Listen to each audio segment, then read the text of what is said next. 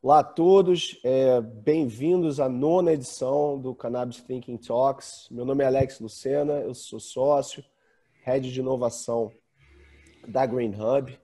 E, bom, para lá de especial convidado hoje aqui do Brasil, a gente tem circulado o mundo entrevistando muita gente bacana, isso está tudo lá documentado no nosso canal YouTube.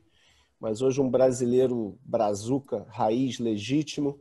Mas antes de eu trazê-lo para a conversa, deixa eu só dar uma passada aqui com os meus colegas. Temos aqui hoje o time Green Hub representado aqui, Marcelo Greco, como sempre aqui, meu professor pardal aqui no que tange aos assuntos canábicos. Damares Ribeiro, lá cidade de Santos, nossa companheira, enfim, raiz também do trabalho do dia a dia, ajuda a gente no desenvolvimento da nossa empresa em todos os aspectos. Nosso parceirão Felipe Moraes. Felipe, como sempre, Merck Life Science aí, entrou na nossa vida há alguns meses e está nos ajudando em várias frentes, apoiando tanto do lado da pesquisa como da ciência, apoiando a nossa chamada de startups que está no ar. É isso, Felipe. Então, prazer enorme estar contigo aí, como sempre. Obrigado pela presença. E meu amigo, debutando aqui com a gente hoje, com dois chapéus, representando o portal Sechat, que também é apoiador nosso. Normalmente é o Daniel Jordão, mas o Daniel falou, põe o Pedro na conversa hoje, que vai render mais. E Pedro Pierro, para quem não conhece, é essa figura sensacional, neurocirurgião, nosso diretor médico aqui no SEC, né, no Centro de Excelência Canabinoide, mas hoje aqui fortemente como entrevistador representando o portal Sechat, que acho que toda a maioria já ouviu falar, conhece bem, tá? Então, assim, hoje a gente vai estar com o Siddhartha Ribeiro. Siddhartha, valeu mesmo a presença, muito obrigado aqui por ter topado o Talks, né? Siddhartha é um neurocientista, ele vem da Universidade Federal do Rio Grande do Norte. E, Siddhartha, te dá a palavra, aqui é um grande bate-papo, mas especialmente seria legal começar por uma apresentação sua, da sua trajetória, enfim, especialmente aqueles da nossa audiência internacional que não ainda tiveram aí o prazer de ouvir você falar. Beleza? Vamos nessa. Essa sessão vai demorar mais ou menos uma hora e pouco. E, de novo, é um grande bate-papo. Siddhartha, grande prazer, a bola está contigo. Bom, obrigado, Alex. Um prazer estar com vocês. Obrigado, Marcelo, pelo convite. Já conheci alguns, né? O Pedro, a gente já se conhece. Bom estar com vocês. Estou conhecendo a Damares e o Felipe aqui. E acho que a gente já, nos bastidores, a gente já mapeou e que tem muita conversa para a gente ter hoje, né? Eu sou biólogo, me formei na UNB e fiz mestrado na UFRJ, no Instituto de Biofísica. Aí fui para os Estados Unidos, fiz doutorado na Universidade Rockefeller, depois fiz um pós-doc na Duke e voltei para ser diretor do Instituto Internacional de Neurociências, que era um projeto privado, depois virou um projeto privado-público, depois a gente rachou e aí eu criei um outro instituto, chama Instituto do Cérebro, fundei junto com meus colegas e minhas colegas em 2011, no dia 13 de maio. Na verdade, 3 de maio de 2011, a gente fez a inauguração escolhida a dedo, assim, o dia. E, desde então, a gente vem desenvolvendo essa pesquisa em neurociências no âmbito da Universidade Federal do Rio Grande do Norte. A gente já fazia isso antes, mas a partir daí passou a ser exclusivamente dentro da UFRN. Nos últimos anos, quer dizer, eu não sou uma pessoa que fez a sua carreira pesquisando canabinoides, nem isso é alguma coisa que é o grosso da minha produção científica. Eu fiz a minha carreira pesquisando sono, sonho, memória, depois eu fui expandindo isso para outros domínios, psiquiatria computacional, educação, neuroeducação, comportamento animal de forma geral, enfim, a gente tem muitas linhas de pesquisa no laboratório. A questão dos canabinoides entrou no meu radar por absoluta força dos fatos. Eu sou de uma geração de biólogos que, no doutorado, estava vendo a revolução canábica acontecer. Quando eu falo revolução canábica, nos anos 90, eu entrei no doutorado em 95, terminei em 2000. Nesse momento, a gente sabia muito pouco sobre o sistema canabinoide, endocannabinoide, o sistema canabinoide dentro do próprio corpo da gente. A gente estava começando a saber. Os efeitos terapêuticos da cannabis, muitos deles já eram conhecidos. Aí o trabalho do professor Carlini, o querido, saudoso professor Carlini, com o Michula. E, na verdade, você pode olhar para o século XIX, né? E pode olhar lá para os Vedas. Então, quer dizer, existe um caminho de conhecimento milenar sobre os efeitos terapêuticos. Agora, por que funciona? Qual é o mecanismo? Qual proteína interage com qual proteína? Em que momento? Em função de um ligante, que é um lipídio? Isso daí, nos anos 90, ninguém sabia nada. Quase nada. Quase nada. E aí, aquilo, de repente, pum, apareceu. Eu me lembro de, em congressos, o maior congresso de neurociências do mundo ainda é o dos Estados Unidos. 30 mil pessoas, 25, 30 mil pessoas. Do mundo inteiro.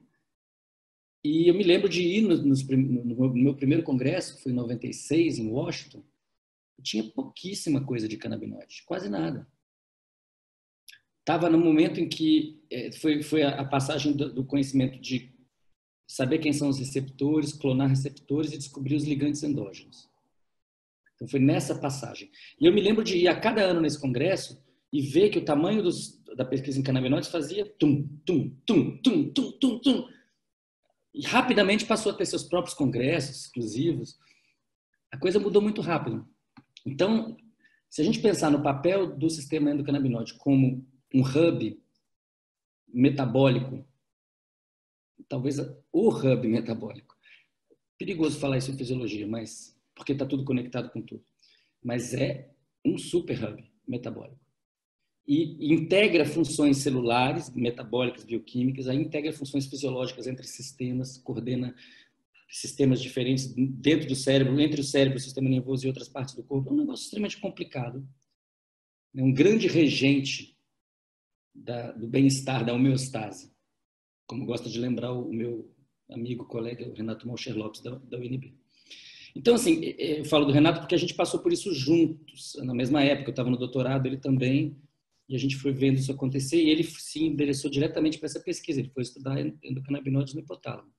E eu estava fazendo outras coisas, mas eu comecei a perceber, falei, nossa, isso aqui não é um detalhe, isso aqui é central. A gente não vai entender nada do cérebro se a gente não entender isso aqui. E eu, evidentemente, comecei a ler, me interessar, e fui fazendo isso ao longo dos anos. Quando eu regressei ao Brasil, em 2005, e fui ser o diretor desse Instituto de Neurociências, estava fundando um laboratório, eu falei, bom, agora é hora de abrir o leque. Tudo que eu tenho vontade de estudar, agora eu quero estudar. No meu laboratório, a gente estuda rato, camundongo, polvo, criança, paciente esquizofrênico, sonho, gente dormindo, jogando o joguinho, tudo. Então, isso tem que acontecer. Só que era muito difícil isso acontecer. Era muito difícil fazer esse tipo de pesquisa no Brasil. Você não consegue comprar os ligantes. Não tem como. Como é que você obtém as substâncias? Para começo de conversa. Isso em 2005, 2006. Né? E aí surgiu um convite do Roberto Lente, que tinha sido meu professor na UFRJ, um neurocientista importante brasileiro, um amigo, e ele falou, olha, eu estou com uma editora com minha esposa, Vieira e Lente, faz um livro de bolso para a gente aqui sobre maconha.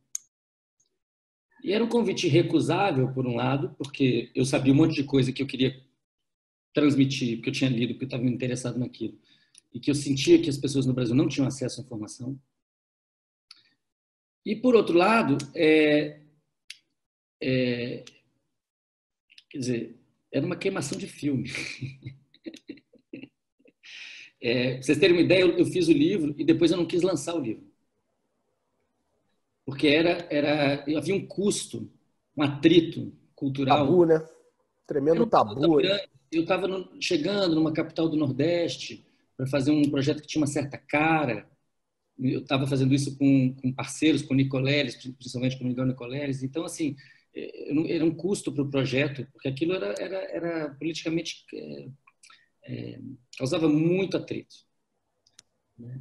E o ambiente sobre isso no Brasil mudou enormemente, enormemente. De 2007 para 2013, de 2013 para 2016, 2016 para 2018, de 18 para 20. Quer dizer, nesse sentido, houve uma mudança muito grande, muito rápida.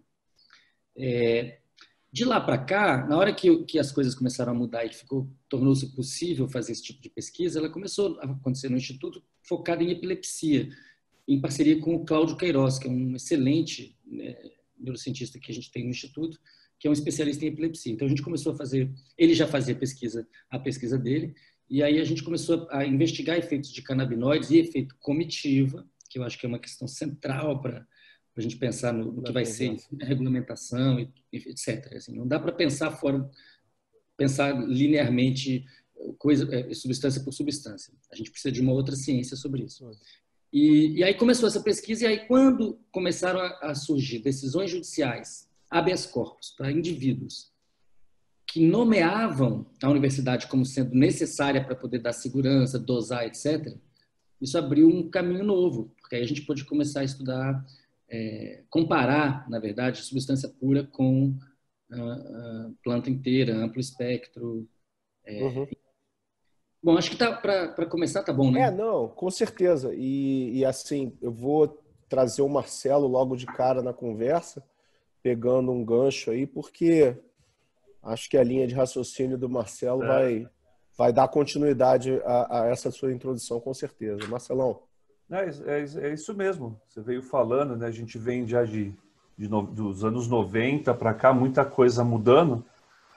E a gente chegou num ponto que as coisas não estão perfeitas, mas já houve uma evolução, né? De 2014, mais ou menos, você teve as mães, né, brigando lá, você teve o ilegal com as mães brigando na antiga 17/15, exatamente para tratar a epilepsia, né, dos filhos.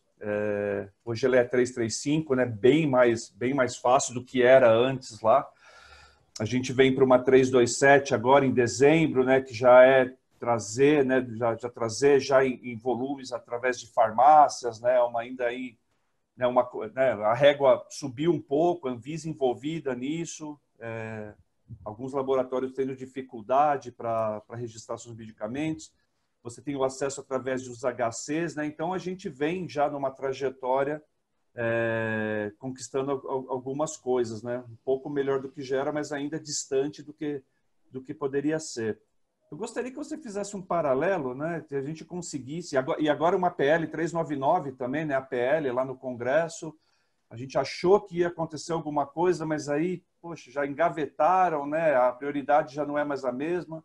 A gente tem que continuar batalhando para trazer, né? Que aí você já traz o cultivo de cânhamo para a história, né? Eu queria que você fizesse esse paralelo, né? O quão importante, vindo com essas duas RDCs, com a PL, com os HCs, o que a gente, fazendo um paralelo, se a gente conseguisse cultivar o cânhamo no Brasil, pelo menos o cânhamo no Brasil, o que você acha que isso seria traria de benefício para o nosso país em diferentes aspectos, Siddhartha? Marcelo, a gente sabe, né, todo mundo que estudou um pouquinho da história da proibição de drogas em geral e da maconha em particular, a gente sabe que ela não foi proibida por nenhuma razão científica. Ela foi proibida por razões políticas, né, ligadas à exclusão racial, né, de populações indígenas, negras, em vários lugares diferentes, e ligada a uma questão de exclusão do cânhamo do mercado de fibras, enfim, foi muito bom para o algodão, assim como depois foi bom para o nylon, que o cânhamo estivesse fora da jogada. Né? Nos anos 20 e 30, as pessoas faziam qualquer coisa com cânhamo. Né? As roupas, os panos, as cordas, os cabos das caravelas que vieram para o Brasil fazer a invasão da América eram todas de cânhamo. Então, claro que a volta do cânhamo à economia legalizada, formalizada, é economicamente boa para qualquer país. O Brasil está... Aí é uma questão de uma análise política mais ampla. O Brasil está num momento em que tentar criar um mercado, um ecossistema diverso da cannabis no Brasil vai na contramão do que está acontecendo com toda a economia brasileira. né? A gente está passando por um momento, na verdade, de extinção em massa.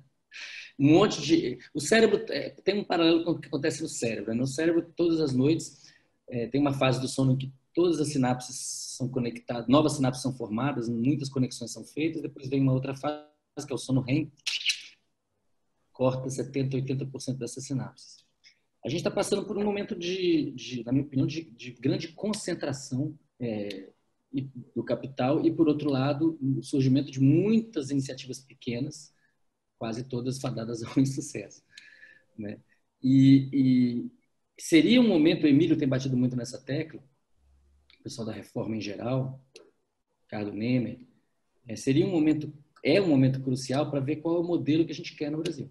Do jeito que a coisa está indo, o que a gente vai ter vai ser o Brasil dependendo de outros países para ter coisas básicas, simples. Imagina as complicadas. Sim. Né? Então, é uma coisa que, do ponto de vista vou usar uma palavra muito gasta, mas do ponto de vista da soberania nacional, não está indo bem a coisa. Né? Eu vejo o seguinte, o mercado da cannabis é tão gigante, ela é tão útil em tantos aspectos, que vão da alimentação, à energia, ao vestuário, a veículos, objetos. Dá para fazer tudo com cannabis. Né? E aí toda a questão medicinal terapêutica, que é gigantesca, e aí toda a questão recreativa, que é maior ainda. Eu não vou nem falar do aspecto espiritual e religioso. Então, assim, é muita coisa. Cabe todo mundo. Assim, então, cabe a empresa que faz aquilo com toda a tecnologia do mundo e tem um produto caro, cabe a empresa que faz... vamos fazer uma analogia com álcool. Cabe a cerveja artesanal, cabe a alemã, cabe a holandesa, cabe aquela de milho. Tem complicado para isso. Agora, tem uma diferença quer dizer, uma diferença não, na verdade é uma semelhança, a gente tem que se aproximar disso. As pessoas têm direito de fazer cerveja em casa e as pessoas têm que ter direito de plantar em casa. Porque quando isso acontecer, de fato, o acesso vai estar garantido para os mais pobres. As pessoas de classe média e os ricos, pouquíssimos vão querer plantar em casa. Né? Existem as pessoas que estão a fim de plantar, e isso em si é terapêutico, que é uma outra coisa interessante dessa história, que ter a planta e plantar a própria planta aumenta muito a parte de placebo da própria planta. Então, aquilo cria um ciclo virtuoso de tratamento. E a medicina do futuro, na minha opinião, é a medicina que abraça o placebo, não que quer excluir o placebo. Até porque, quando o placebo é muito bom e grande, você já está cumprindo uma boa parte da cura com mecanismos endógenos. Mas, então, acho que assim, é preciso uma regulamentação que contemple o acesso de todo mundo. E isso, sem autocultivo, sem direito das associações fazerem sem fins lucrativos, não vai rolar. Além disso, tem a questão da reparação, que a Damares, eu sei que é um ponto que a gente vai voltar a esse ponto. Né? É fundamental que as comunidades que foram mais atingidas pela guerra às drogas, que são as comunidades periféricas, as favelas, né? os morros, etc. Todos os lugares onde as pessoas estão vivendo guerra às drogas na carne, tendo criança morta dentro de casa, dentro da Kombi escolar. Isso tem que haver uma reparação. Essa reparação não pode ser, eu acho, na minha opinião, não deve ser simplesmente algum tipo de benefício gerar, vamos fazer uma escola aqui. Não. Mas tem que ir além disso. Existe um negócio aqui. Esse negócio tem que ser compartilhado com essa população. Essa população que tomou bala por décadas e trocou bala por décadas com a polícia e com outros traficantes, aquela confusão que é a desgraça social que é a proibição, isso precisa ser reengenheirado. Então, a legalização é uma oportunidade para reengenheirar essas relações. E a cannabis se presta maravilhosamente bem para um ecossistema bastante diverso, com muitos pequenos e microprodutores. Como o vinho se presta muito bem, porque essa é a variedade que eu tenho. Eu sou especializado nessa daqui. Então, a gente sempre fala, né, nas lajes da maré verdes, em que cada laje tem, né, uma planta diferente. Vai ter que tomar cuidado para não misturar tudo. Você tem um ponto de vista muito parecido com o que eu tenho. Quer dizer, o mercado é tão grande que tem espaço para todas essas tribos aí que você narrou e mais algumas, sabe? Não tem dúvida disso. Isso é muito bom. Queria trazer meu médico favorito, meu médico de família, né? Porque o cara atende minha esposa, minha filha, minha mãe e minha irmã é médico de família, né? Então, trazer aqui para a conversa Pedro ali para para entrar nessa roda. Dr. Pierre, por favor. Bem, falando um pouco aqui da resposta do que o Siddhartha deu da pergunta do Marcelo, é isso? Fica à Só vontade. para entender. Pega não é hora da minha Você pergunta. pode ou você pode ir para a sua também, mas ele deu uma resposta tão ampla que eu acho que poxa, ficou, não três tem nem o que pontinhos. falar mais para minha parte, pelo Eu acho menos. que não. Tá em casa. Entendeu? Só para saber se eu já posso ir para a minha pergunta ou não. Eu não tenho Não, o que falar. cara, a bola tá contigo. A bola Beleza. tá contigo. Então Comenta. tá. Sugiro que você comente e já dá a sequência do seu trabalho. Pode ser? Exato, boa Pode ideia. ser, pode ser. Enquanto o Siddhartha estava aí comentando, fazendo a apresentação dele, eu fui lembrando daquela piada, né, do Joãozinho, que o cara da frente faz a pergunta que ele ia fazer. Porque foi mais ou menos isso, né? O Siddhartha, ele respondeu já a pergunta que eu ia fazer para ele. Mas mesmo assim, eu achei alguns paralelos que eu achei muito interessante, né? Então, a minha pergunta seria assim: apesar do preconceito, falar sobre o uso medicinal da cannabis nos dias de hoje está mais fácil. Afinal, a Anvisa reconhece seu uso desde 2014. Porém, em 2007, quando o assunto ainda era um tabu, você lançou o livro Maconha, Cérebro e Saúde.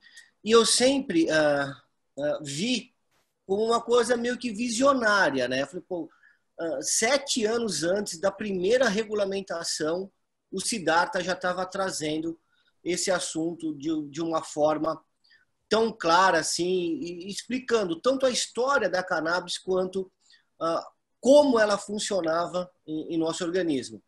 Aí o Siddhartha respondeu parte disso, né, quando ele fez a apresentação dele. Mas ele falou uma coisa muito interessante, né, que quando ele acabou de escrever o livro, ele ficou com um certo receio de publicar o livro. Por um momento, ele teve um momento de insegurança, e eu passei por isso quando eu comecei a prescrever cannabis. 2013, 2014, era uma queimação de filme. Né? Enquanto neurocirurgião, a Sociedade Brasileira de Neurocirurgia, ela é muito conservadora. E isso faz que os meus pares, assim, não vou dizer que tiravam sarro, mas era uma situação difícil. Eu tive que acreditar muito para conseguir transpor tudo isso. Então, quando o Siddhartha falou desse receio, assim, eu tive uma empatia, assim, eu me vi nessa situação. Então, queria saber o que levou você a escrever esse livro 7 anos antes da primeira regulamentação. Você explicou que foi um convite do seu professor, mas qual foi a inspiração para escrever o livro, né? Com o que você se inspirou? E se quando você escreveu o livro, você imaginava que 13 anos depois nós estaríamos no momento que estamos agora? Era isso. Era, legal. não é? Obrigado. Obrigado. Eu entendo perfeitamente mesmo assim, a sensação que você deve ter sentido até mais medo, porque quando você está na medicina, você está prescrevendo, você está ali diretamente em contato com o paciente e pode sofrer repressão direta, né, dos seus colegas, enfim. Como aconteceu, por exemplo, com o Dartil Xavier sofreu por anos, o professor Carlini sofreu. O Né? Ricardo... Eu não acho que eu fui visionário. O visionário foi o Carlini. O Carlini, nos anos 70, estava publicando já coisas que, se ele tivesse vivo, na minha opinião, seria candidato a prêmio Nobel junto com o Mechula. Né? De verdade, sem puxa-saquismo, sem bairrismo de brasileiro. De verdade. Então, eu não fui visionário, não. Eu acho que o que aconteceu é que eu fiz o meu doutorado nos Estados Unidos na hora da Revolução acontecendo. Então, eu, como o Renato Malcher Lopes, que é coautor desse livro, a gente escreveu juntos, a gente viu acontecer. Ele estava trabalhando diretamente com canabinoide no hipotálamo, eu estava cheio de ideias, eu queria fazer 20 experimentos e eu não tinha como fazer. Então, de certa maneira, a minha motivação foi falar, bom, já que eu não posso fazer experimento com isso agora, vou colocar no papel tudo que eu aprendi, tudo que eu li, tudo que eu pensei, com quem eu conversei, né? João Menezes, lá do FRJ, outra pessoa que sabia muito já desde aquela época. A gente estava trocando essas informações, tanto que ele fez o prefácio da nova edição pela editoria AGE. né? Aí colegas no Brasil Esther Nakamura, que também faz parte da colaboração com o Cláudio Queiroz. Então a gente se reunia e falava, caramba, olha só, a bola está quicando na pequena área, vamos chutar para o gol, tem 10 experimentos massa para fazer. Mãos atadas. Fazer ciência no Brasil tem essa questão, você tem um monte de ideias e não consegue testar quase nada do que você tem ideia. Você fala, pô, esse experimento, se fizer isso, vai dar aquilo. Passam-se 2 anos, pimba. O cara vai lá e faz. Então, assim, foi essa um pouco a pegada, né? Foi essa sensação de que se eu não botar isso no papel agora, eu não vou ficar nem eu não vou nem articular isso, né? Então, a gente fez algumas apostas, a gente falou, pô, tal coisa caminha nessa direção. Por exemplo, a questão do câncer. Naquela época era bem pequena a evidência de que maconha em si possui substâncias antitumorais. A gente sabe há décadas que maconha é um excelente adjuvante, né, para mitigar os efeitos colaterais da quimioterapia, da radioterapia. Isso a gente sabe, não há dúvida sobre isso. Agora, que existem substâncias antitumorais e que a combinação de CBD com THC é sinergística com a radioterapia, e, enfim, isso é tudo recente. Isso é bem recente. Tem coisas que, enfim, eu diria assim, a evidência mais sólida é a partir de 2014. Em 2007, a gente tinha evidências indiretas. Em que sentido? Metabólicas. Pô, ativa tal via, ativa tal enzima. Então, a gente fez aquele raciocínio, existia alguma coisa já surgindo no horizonte, e aquilo ali a gente realmente falou, pô, parece que é por ali. E a gente coloca isso no livro e, né, a gente foi revisitar o livro agora, a gente acertou mesmo, a gente acertou, mas já havia uma evidência para que, se você soubesse ler, a evidência indireta. A evidência direta, não. Mas, por exemplo, a gente não falou de efeito comitiva. Poderia ter falado, já estava publicado desde 98 a ideia, mas a evidência não era ainda forte. Então, a gente não viu aquilo como uma coisa relevante. Foi uma coisa que o João adicionou no prefácio. De modo geral, a gente não errou nenhuma. A gente falou, para autismo vai ser interessante, para epilepsia não tem nem o que falar, para Alzheimer e Parkinson a evidência está crescendo cada vez mais. Bom, ansiedade, dor, neuropática, nem se fala. Né? A questão do câncer. Então, eu diria assim, não fomos visionários, a gente foi bem informado. A gente estava acompanhando o que estava acontecendo e percebendo a grande distância que tinha no Brasil desse debate. Né? Você falou, você vai num congresso da ABP, da Associação Brasileira de Psiquiatria, e vai perguntar o que a pessoa está falando de canabinoides, tem 2 times. Tem os que não sabem nada e acham que maconha é do demônio, e tem os que dizem que o canabidiol é de Deus. Então, o debate científico é muito rebaixado, mas isso está mudando rapidamente, né? O que é legal é que as pessoas que são doentes, os pacientes, os pais de pacientes, as mães, sobretudo as mães de pacientes, têm coragem infinita, não tem preconceitos. A pessoa fica doente, ela perde o preconceito, fica corajosa e inteligente. E ela fica querendo procurar solução mesmo, né? E não se deixa enganar e não aceita bullshit. Então, isso é legal, porque dá uma... Por outro lado, a ciência está toda aí, né? A ciência está toda aí. A ciência está na mão. E a gente... Agora, o que me preocupa é a gente perder o bonde. O Brasil perdeu o bonde. O Brasil tem uma excelente geração de cientistas da melhor qualidade, querendo fazer ciência boa. E no momento que o Brasil está detonado, o CNPq está detonado, o MCTI está detonado, a FINEP está detonada, está tudo detonado. Então, tomara que a iniciativa privada, e eu acho que estou falando com as pessoas certas, perceba como é importante investir em pesquisa agora e pegar essa geração de excelentes, um monte de gente pós-doc sem bolsa, botar todo mundo para correr atrás de Israel, correr atrás da Alemanha, correr atrás dos Estados Unidos, da China. Vamos nos capacitar, tem muita ciência para ser feita, isso vai virar produto, isso vai dar dinheiro, com certeza. Agora, vai ser muito ruim se isso acontecer tudo fora do Brasil e a gente fique comprando matéria-prima e que as comunidades que mais sofreram não tenham acesso a nada, nem a usar o remédio. Isso vai ser ruim, bem grave, é o que a gente tem que unir esforços, inclusive entre classes sociais diferentes, para poder isso acontecer de um jeito saudável. Pluralidade, né? A gente tem falado pluralidade aqui o tempo todo, multidisciplinaridade, mas pluralidade. Pedro, você quer fazer algum comentário antes de eu passar para o Felipe? Porque ele bateu numa tecla ali que é o Felipe Life Science. Eu acho que respondeu tudo. Continuo achando que essa aposta que ele fez bem informado, que essa foi a parte visionária do trabalho dele. Talvez a humildade dele não permita, mas eu vejo assim que tem ali um uns pontos que levantaram muito tempo antes, entendeu? Parabéns pelo trabalho, Siddhartha, entendeu? Sabe que eu sou seu fã. Recomendo o livro, tá? Para quem quiser, entendeu? Um puta livro bacana de ler, tá? Abraço. Pô, maravilha. O gancho, assim, o Felipe vem da Merck Life Science, tá? Então você está falando aqui de uma pequena empresa alemã que existe há mais de 300 anos, que vem fazendo muita pesquisa bacana ao redor do mundo. Felipe, dá esse panorama antes de você fazer a sua pergunta, por favor, da sua área dentro da Merck, como é que... Enfim, o Felipe está em São Paulo, eles têm um lab de inovação que está abrindo as portas para que a gente possa fazer pesquisa. Conta um pouco para a gente, Felipe, e depois já pega o embalo e pergunta para o Siddhartha. Claro, com certeza. A Merck é realmente a empresa química farmacêutica mais antiga do mundo, né? Começou na Alemanha, acho que daqui a 5 anos, vai fazer 100 anos que está aqui no Brasil, e tem como princípios o apoio à comunidade científica. A Merck entende e faz parte também do meu entendimento que apoiar a comunidade científica é muito importante para trazer as grandes revoluções, revoluções industriais, revoluções medicinais, culturais e educacionais. No universo de cannabis, a Merck ela tem apoiado o mundo aí recente, né? Foi um movimento recente dentro da própria Merck.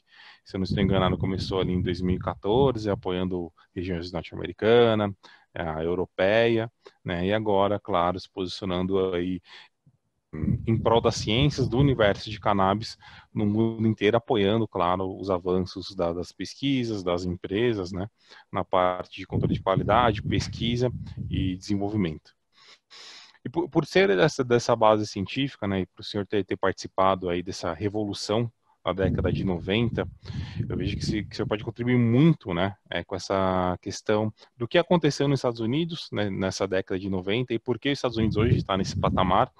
E eu vejo que nós estamos, talvez, como os Estados Unidos estavam na década de 90, tendo ali um acesso a grupos de pesquisa. Recentemente se formou um grupo, o Canalatam, que é um grupo de associação de professores, né, pesquisando aí as aplicações, os efeitos dos cannabis no organismo.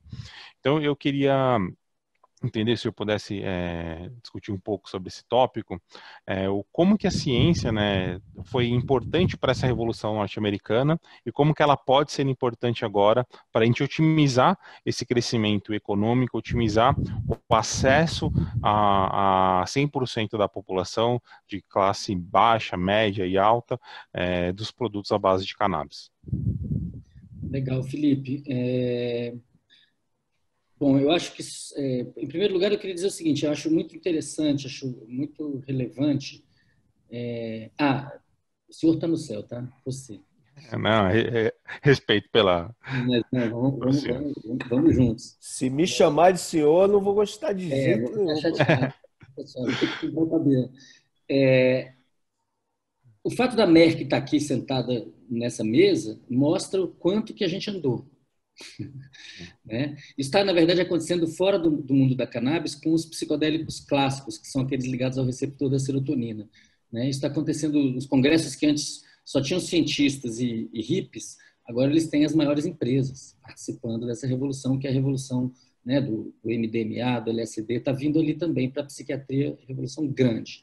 E nos canabinoides isso é ainda mais forte, porque eu diria é uma revolução econômica ainda maior.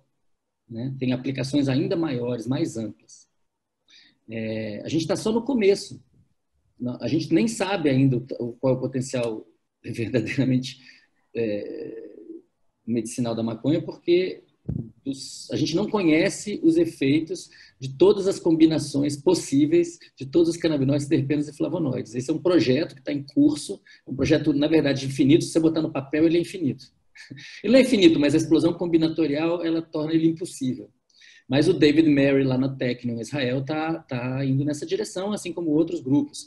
Né? Isola os componentes, e aí vai personalizar o tratamento. Esse cara está com tumor um tumor, um glioblastoma assim, assim, assim, vamos pegar essa linhagem, vai para a cultura de tecido, identifica, agora vamos combinar, pega aí 12 canabinoides principais e o robozinho vai fazer todas as combinações, várias combinações possíveis, todas é impossível, fazer várias combinações possíveis, vamos ver qual é a combinação ideal para esse paciente, nesse momento, desse tumor, agora é isso aqui, pum, toma isso.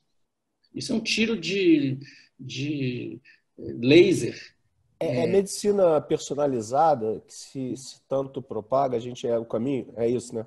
Então, a cannabis, ela permite isso, né? Ela permite isso. E aí ela permite dar um passo além, que é falar, ok, essa combinação aí, ela se parece muito com a cepa tal. E agora, então, você toma, essa aqui é a sua cepa, pode levar para você, essa é a cepa para o seu tratamento.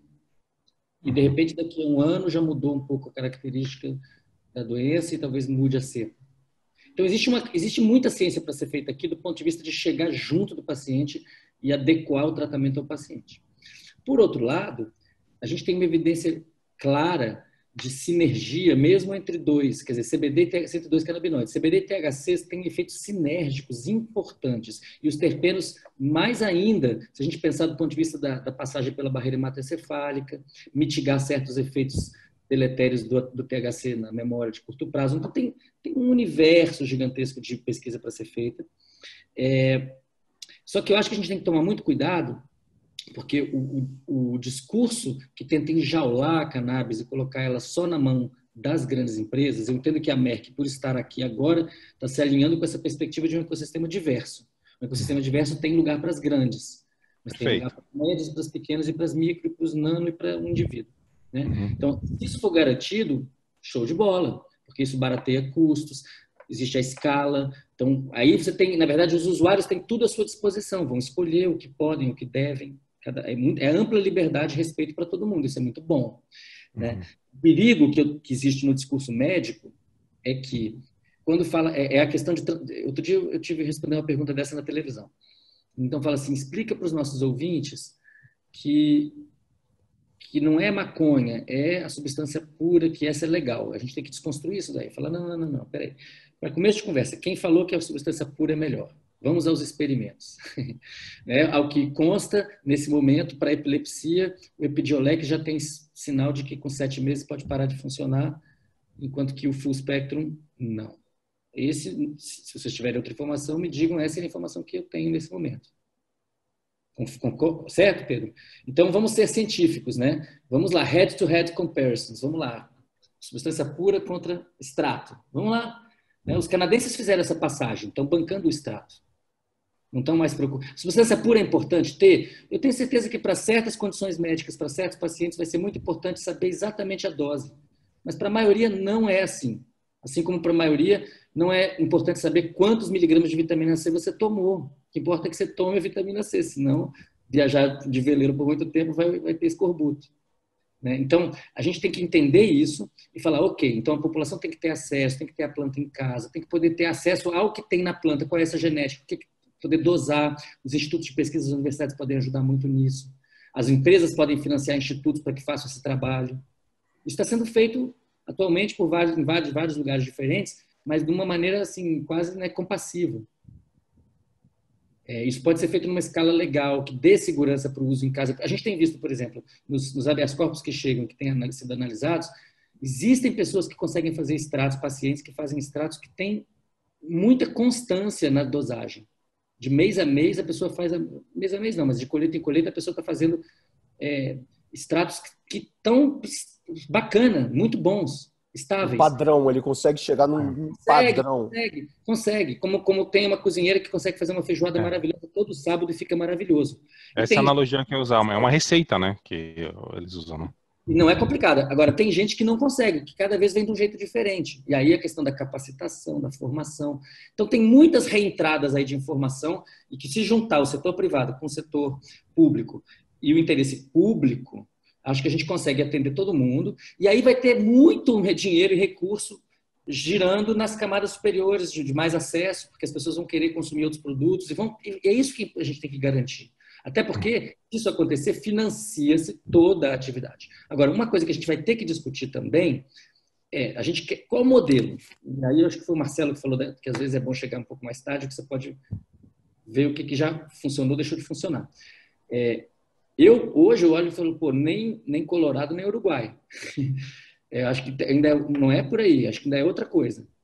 Mas eu diria assim, mais para Uruguai do que para Colorado, porque no Colorado a coisa está de um jeito que, pô, é muito bom, né? Para quem é maconheiro, quer ficar doidão e curtir todas e ter muito amplo acesso e não se preocupar com nada.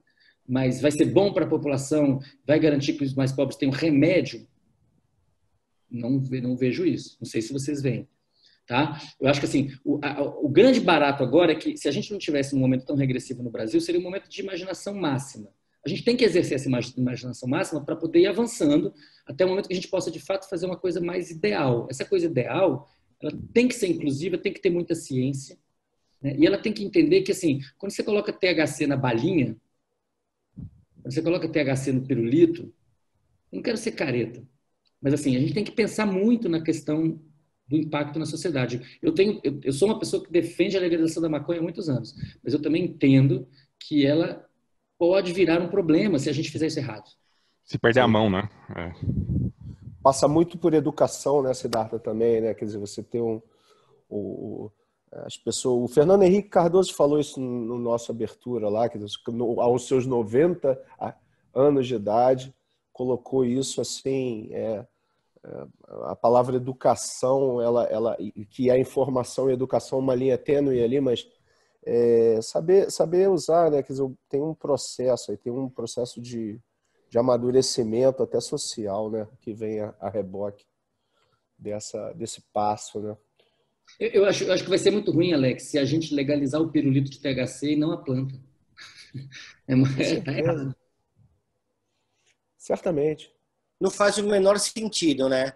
A gente tem uma dificuldade hoje enorme de conseguir óleos enriquecidos com THC, porque tem muita doença que precisa de THC, né? Você pega a síndrome de Tourette, por exemplo.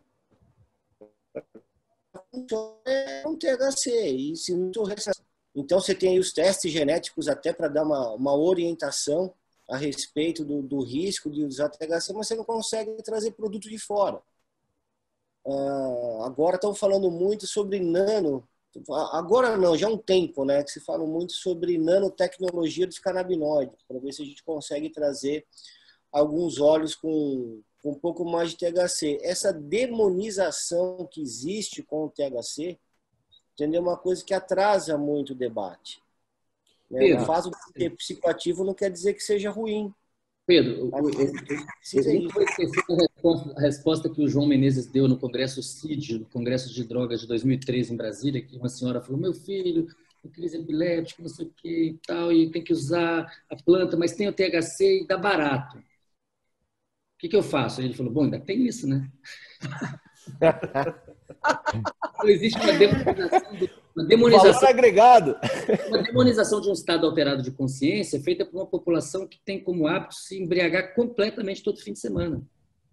Então, a gente realmente precisa abrir essa conversa com as pessoas, né? E entender que o THC é extremamente terapêutico. Em combinação com outros canabinoides, como o CBD, ele fica mais ainda.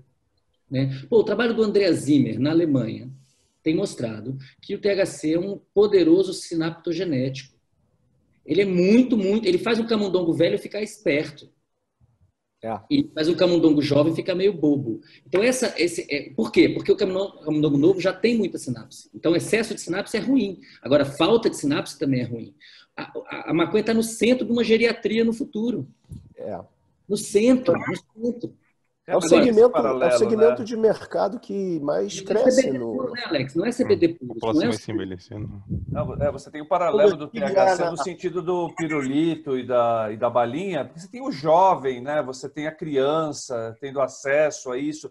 E você tem que ter o controle, porque para algumas pessoas tem controle daquilo, mas né, para algumas pode dar paranoia. Então, eu acho que esse foco mesmo e separar as coisas, não deixar como vilão, mas saber utilizar a microdosagem, para as pessoas não se sentirem desconfortáveis, né? É muito importante.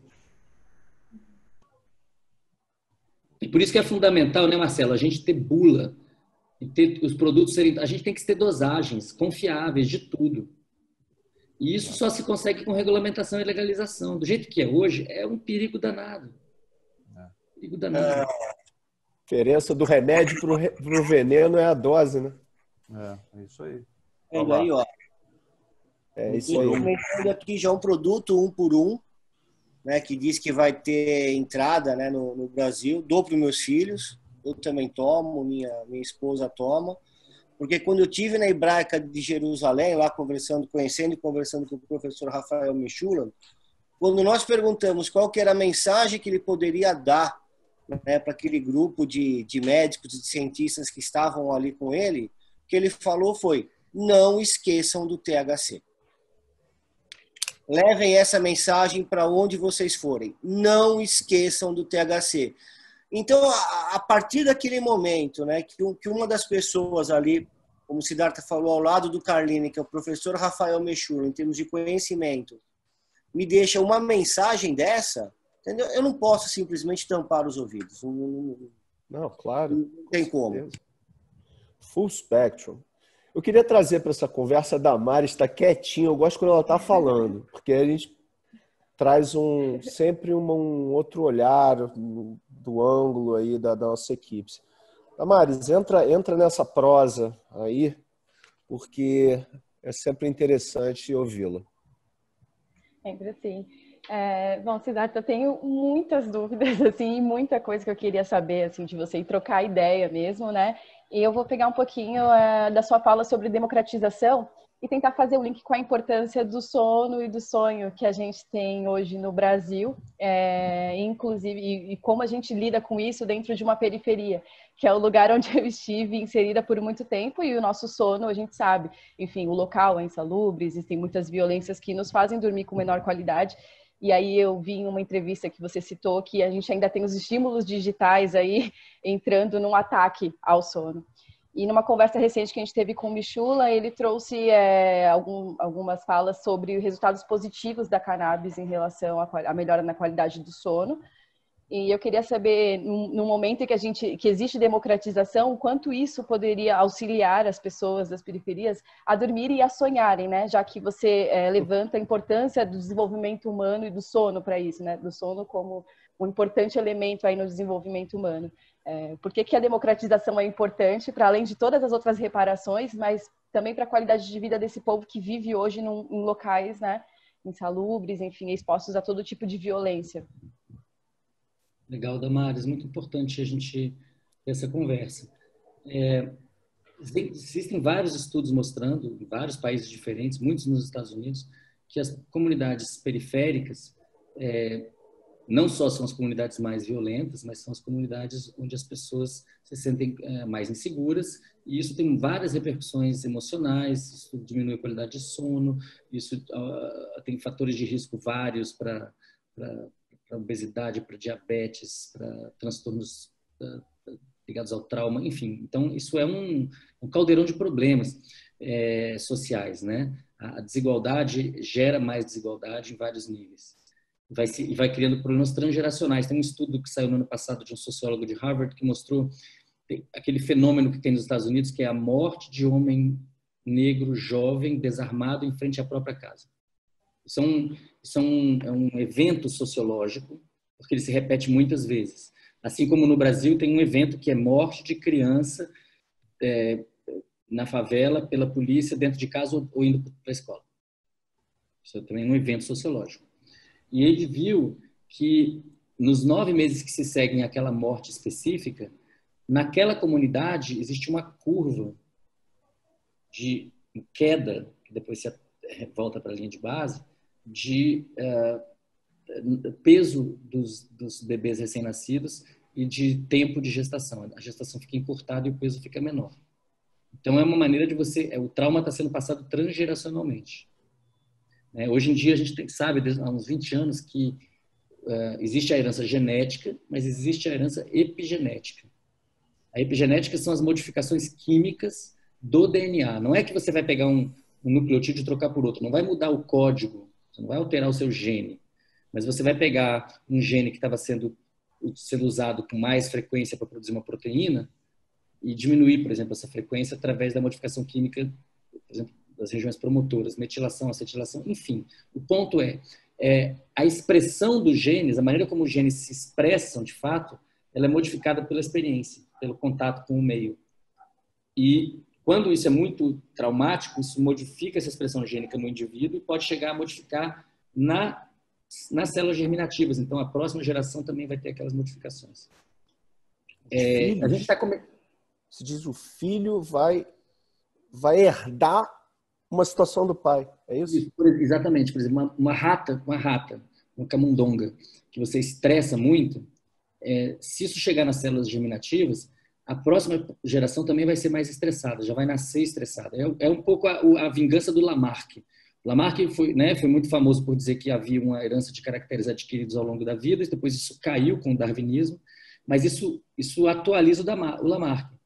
Não vale para o pescoço da girafa, mas vale, por exemplo, para a expressão do receptor de glucocorticoides, que são hormônios de estresse. Então, está ligado à maior estressabilidade dos filhotes.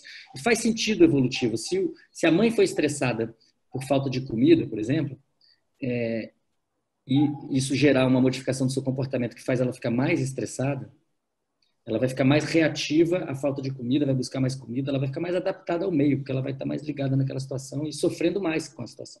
Os filhotes dela também. E isso também é adaptativo, quem não chora não mama. Então, o estresse é adaptativo na escassez, na dificuldade, na violência, é isso que rola na favela.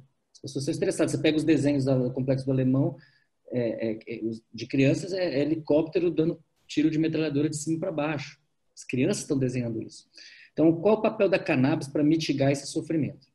É potencialmente gigantesco, já está rolando, porque essas são comunidades que têm acesso a cannabis de péssima qualidade, sem saber a dose, cheia de energia negativa, para usar um termo amplo aqui em volta dela, mas elas têm acesso. Então, está rolando. E está rolando também o uso de substâncias que fazem o contrário. Quer dizer, de certa maneira, a cannabis, a via dos canabinoides, depende um pouco das dosagens, mas ela vai no sentido de relaxamento, de acalmar as pessoas, que é o contrário do que a cocaína, o crack fazem, que é deixar as pessoas estressadas.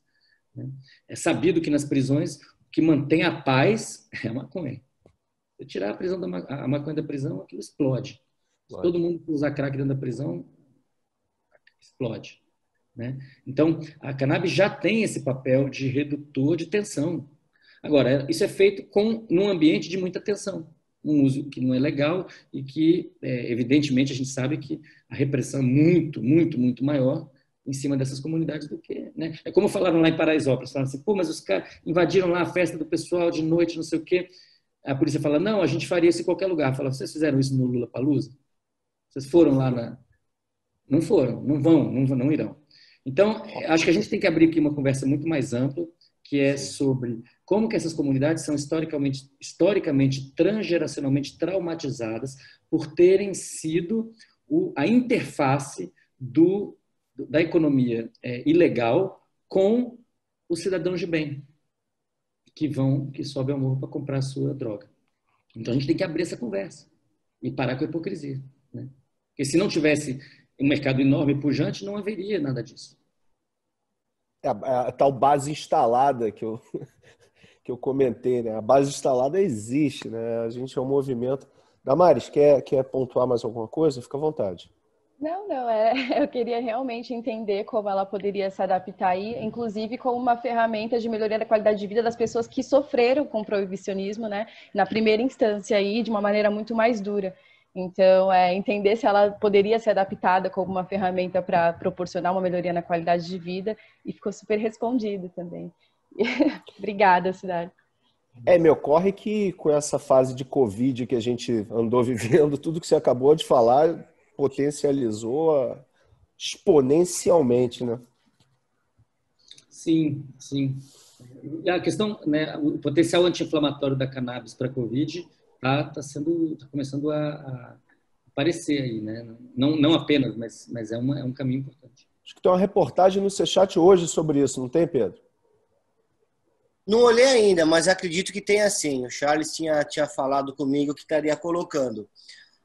Posso aproveitar e fazer uma pergunta rápida, então, para o Siddhartha, Alex? Só se você pedir, por favor. Por favor, você deixa eu fazer só mais uma pergunta para o Siddhartha? Vai lá, cara, vai lá. Me fala uma coisa, Siddhartha. THC diminui a fase do sono REM?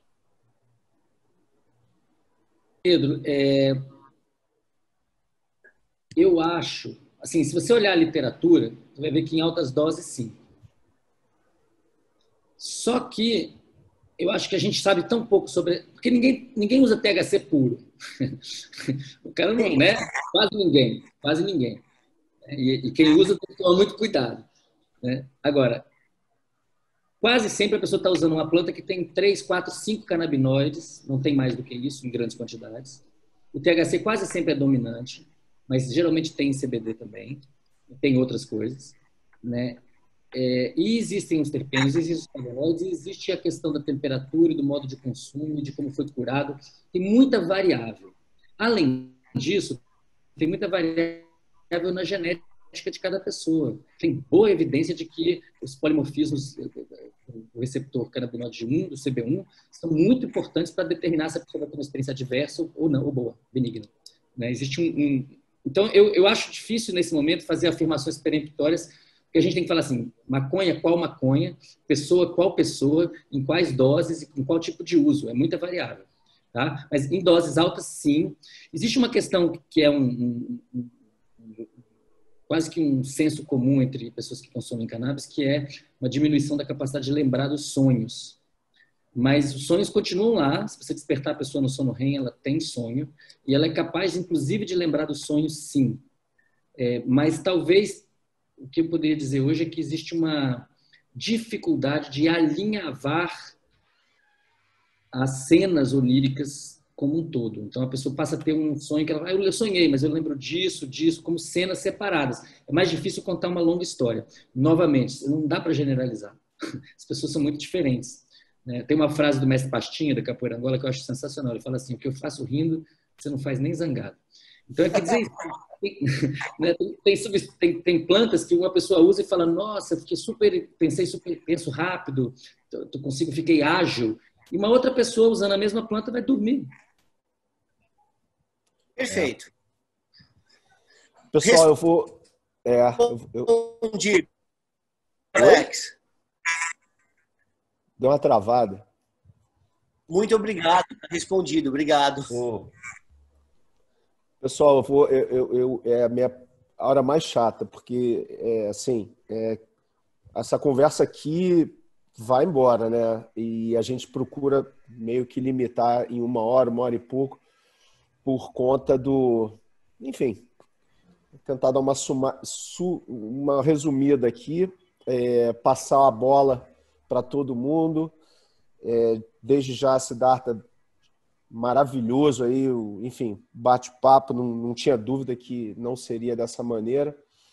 Mas vou dar uma circulada agora para a gente começar para os finalmente. Marcelo, você quer puxar o barco, meu amigo? Poxa, como né? Tive a oportunidade de palestrar junto com ele no Delta 9, ó, tá ali até pendurado na parede, nosso amigo, rei do Rio Grande do Norte também. Foi muito legal. Foi nesse mesmo período que eu fiz o convite, faz tempo já, então muito feliz de ter acontecido. Uma honra falar com você, venho te acompanhando. Poxa, muito conteúdo interessantíssimo aí para a galera. E vamos marcar outras vezes aí. Muito obrigado por ter aceito o meu convite, tá? E obrigado mesmo. Hein? Legal, Marcelo. Felipe Moraes, prazer enorme ter você. E assim, como o Siddhartha falou, só o fato de você estar representando a Merck está nessa roda, já é uma mega evolução do ponto de vista e uma esperança de uma pluralidade nas tribos que vão contribuir muito para o desenvolvimento da cannabis no Brasil, né? Sem dúvida, Alex. Particularmente falando de mim, é uma oportunidade única, né? Que eu vejo que em cada roda, cada pessoa e referência desse mercado de cannabis que a gente tem a oportunidade de conversar, a gente aprende muito, né? Com a história dessa pessoa, com a pesquisa que ela tem feito, apesar de já acompanhar o movimento do professor Siddhartha há um tempo, foi uma tire esse bate-bola com ele, né? E eu tenho certeza que muitas outras pessoas também aprenderão sobre o que nós discutimos aqui hoje. Então, é esse nosso papel de educação. Acho que ele foi muito bem atingido aqui hoje e eu agradeço por essa oportunidade. Legal. Pedro Pierro, eu sei que você está querendo ir para a praia, a gente vai te liberar já já, se puder dar suas palavras finais. Nada, para uma boa conversa, cara, com você, com o Marcelo, Felipe, Damares, e aí no centro da Roda do Siddhartha, sempre tenho tempo, cara. Esse daí você pode me chamar a hora que for, porque eu venho mesmo, entendeu? Já tive assim, outras oportunidades de conversar com o Siddhartha e cada uma delas eu aprendo alguma coisa a mais, passo a admirar cada vez mais, não só a resposta que ele deu para Damares, né, mostrou que, assim, que além de ser um cientista de excelência, é uma pessoa de excelência, de muito bom senso, muito fiel às suas convicções, então só engrandece, né, ainda mais, e me sinto privilegiado aí de estar com esse time aí, o Felipe também, um cara super bacana, entendeu, que soube expressar e representar muito bem a Merck, entendeu? Eu acho que o caminho é esse, é todo mundo junto para fortalecer, que o motivo que nos une, meu pai fala muito isso, que o motivo que nos une seja sempre maior do que aqueles que nos separem. Eu acho que isso é uma coisa bacana. Gente, obrigado pela oportunidade. Abraço, Siddhartha. Valeu, Pedro. Massa. Conheci o pai dessa figuraça também, Dr. Pierro, pai. Damares, o que você achou? Eu agradeço a oportunidade de novo, né, Alex, de estar aqui. Vou agradecer o Siddhartha por ter uma atenção especial aí às questões raciais do país, né, dentro de tudo que ele estuda, de tudo que ele traz de informação para a gente aqui na conversa. E dizer que a gente precisa de um projeto unificado, que realmente ouça todas essas questões, que abrace tudo, né, e que entenda que a união de todas essas demandas, na verdade, impulsionam e fazem a cannabis ser exatamente aquilo que a gente imagina de revolução, né? Se a gente abandona uma dessas questões, a gente acaba diminuindo o potencial dela para a nossa sociedade. Então, eu agradeço bastante que essa pauta esteja aqui hoje. É isso. Obrigada.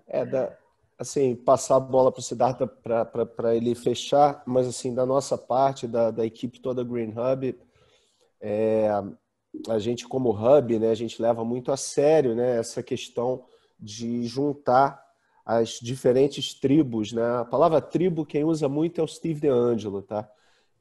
Tribes, assim, quando a gente se refere, a gente está sempre falando das associações, do meio acadêmico, das startups, do meio empresarial, enfim, uma combinação e um olhar, porque a cannabis é uma das poucas pautas, isso o Alex falando, tá?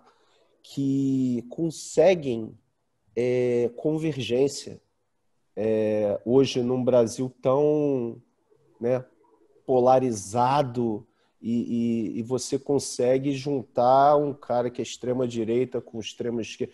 Então, independente da sua visão política, da sua religião, a cannabis ela tem esse poder de trazer as pessoas próximas, sabe? Então, acho que a gente tem uma responsabilidade e uma oportunidade de ter a cannabis como um fio condutor de muitas outras coisas importantes que o Brasil está precisando nesse sentido, sabe? De convergência. Então, Siddhartha, você é um cara que tramita muito bem nessas tribos todas e, como o Marcelo falou, a gente é do time e vamos fazer outras aqui. Muito obrigado aí por essa participação, pelo seu tempo. Obrigadão, Alex. Marcelo, foi realmente muito legal a gente conseguir marcar com essa antecedência, depois mudou a data, mas fizemos essa programação. Deu certo. Já deu certo. Muito legal conhecer a Damares, o Felipe. Pedro, a gente já estava se acompanhando. A identidade é bem grande com todo mundo, assim. Eu estou sentindo que a gente está se alinhando. Eu vejo da mesma maneira. Eu acho que a luta pela legalização e regulamentação inteligente e ética da cannabis, ela exige um alinhamento entre setores diferentes, ela tem que ser capaz de contemplar interesses que vão desde a Merck até os coletivos antiproibicionistas feministas, a RENFA, as mães das comunidades periféricas de Recife que estão plantando para tratar seus filhos, suas filhas. A gente precisa desse tipo de alinhamento. Uma coisa que eu acho muito forte, eu repito isso desde o Congresso de 2013, do CID, que é o seguinte: a ciência deu um ipom na questão medicinal. Um ipom, acabou, essa luta acabou. E o capital, ele está dando outro ipom. Porque o dinheiro tem uma lógica que é muito forte. Agora, o alinhamento do dinheiro com a ciência é muito poderoso e só vai ser bom para a população se houver ética. Se juntar a ciência com o capital acumulado sem ética, aí a população está ferrada. Vai ficar de fora, vai ficar chupando o dedo, enquanto os ricos chupam o lollipop de THC. Então, a gente tem que ter esse olhar da ética. E aí, eu acho que porque, assim, é muito difícil distribuir na escassez, mas é muito mais fácil distribuir na abundância. Se o mercado é vasto, eu acho que esse é um ponto importante, né, que as pessoas que estão em casa entendam. A maconha, quando ela for plenamente regulamentada e legalizada, ela vai competir com inúmeros produtos que estão hoje aí. Nas farmácias, nos supermercados, nos bares. Ela vai competir por coisas que você nem imagina. Dá para fazer um abajur de cannabis. com constituintes da cannabis. Né? Então, é uma nova economia. E por ser uma nova economia, se ela for pensada direito, ela já começa distribuindo amplamente os seus benefícios. Se ela não for pensada direito, ou se ela for pensada só pelos tubarões, ela vai ser mais uma instância de reprodução da desigualdade, de acumulação de capital e de não distribuição dos seus benefícios, que os terapêuticos são inquestionáveis. Né? E eu acho muito legal essa conversa com vocês, porque eu sinto que isso move vocês, está movendo vocês, cada um com a sua trajetória, a gente está convergindo. Né? Como tem para todo mundo, é só a gente organizar que todo mundo vai poder se beneficiar. Todo mundo que quiser plantar em casa vai poder plantar em casa e vai ter assistência científico-técnica. E todo mundo que quiser comprar aquilo que é produzido por uma grande empresa mais barato vai poder comprar. E quem quiser pagar um pouco mais para ter um produto que é mais sofisticado vai poder ter acesso. Quem quiser ter uma dosagem extremamente específica, que vai ser mais cara, vai estar disponível. Aí o SUS vai cobrir isso. E aí vai ter a alternativa da farmácia viva, que vai reduzir o custo. Isso é uma engenharia. E a gente vai precisar de cérebros, né, das pessoas que estão pensando nisso há muito tempo. E se a gente olhar o que aconteceu em Israel, o que está acontecendo na Alemanha, no Canadá, é impressionante. Impressionante. E o Brasil tem tudo para se dar bem nisso. Tudo, tudo. A gente tem os recursos naturais e a gente tem o capital humano. Sim. Tá aí, é um ativo. A gente tem que botar os ativos, alinhar os ativos e tá para quebrar. Eu tenho esperança nisso, tenho fé nisso. O fato de vocês terem me convidado para essa conversa, para mim é uma demonstração de que esse é o caminho certo. Não, e vai acontecer, tá? E vai acontecer. Nós, senhores cabelos brancos, vamos estar por perto e ajudando nesse sentido, junto com a rapaziada que está vindo por baixo, dando Barba branca total. Também, tá? De trança branca também. É só o Felipe aí que ainda o dele tá tudo bem escuro ainda. Pessoal, assim, com isso a gente encerra aqui a 9ª edição do Cannabis Thinking Talks com Siddhartha Ribeiro. E, bom, até a próxima. Pessoal, muito obrigado a todos pela participação. Tamo junto e vamos fazer acontecer tudo que foi dito aqui. Esse grupo aqui está imbuído desse espírito. Um abraço a todos. Um abraço para todo mundo. Axé.